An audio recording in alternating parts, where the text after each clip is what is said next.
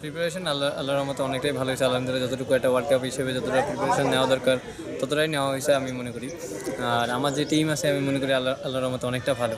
আর সত্য বলতে এখন আমাদের প্রতিপক্ষ হ্যাঁ অনেকটাই স্ট্রং, বাট আমাদের খেলতে হবে। এখন আমরা যেহেতু ওয়ার্ল্ড কাপ পর্যন্ত গেছি, ফাইটটা আমাদেরও করতে হবে। সো আমাদের চেষ্টা থাকবে যে ভালো একটা রেজাল্ট করা, ভালোভাবে একটা খেলে ভালো একটা সুফল নিয়ে আসার জন্য। যেন এটাই আমাদের সবাই যেন মনে রাখতে পারে যে না, বাংলাদেশ অ্যাজ এ টিম প্রথমবার ওয়ার্ল্ড কাপ এসে ভালো একটা রেজাল্ট করে গেছে।